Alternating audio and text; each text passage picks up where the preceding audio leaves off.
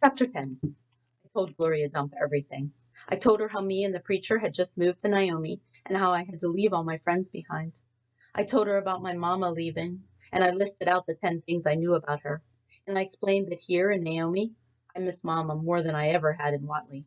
I told her about the preacher being like a turtle, hiding all the time inside his shell.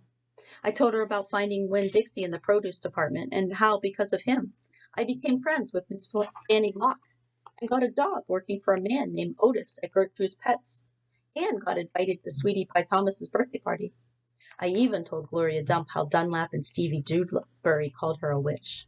But I told her they were stupid, mean, bald-headed boys, and I didn't believe them. Not for long, anyhow. The whole time I was talking, Gloria Dump was listening.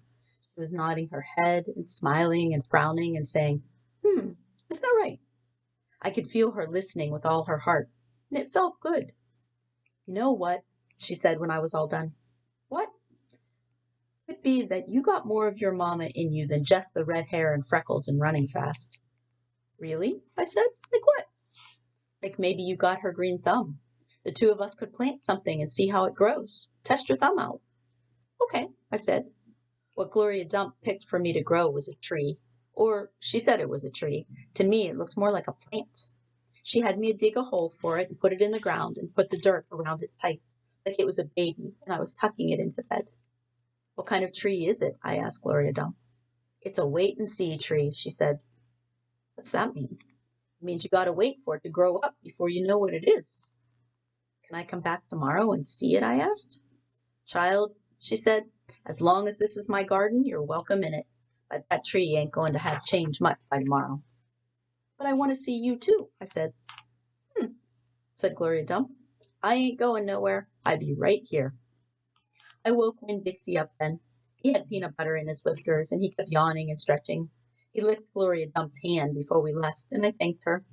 That night, when the preacher was tucking me into bed, I told him how I got a job at Gertrude's Pets, and I told him all about making friends with Miss Fanny Block and getting invited to Sweetie Pie's party, and I told him about meeting Gloria Dump.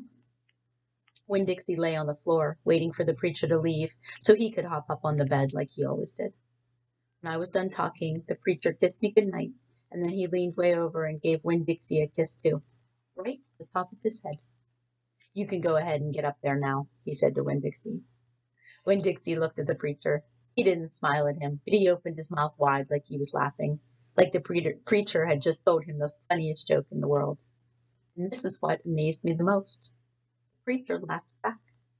Winn Dixie hopped up on the bed, and the preacher got up and turned out the light.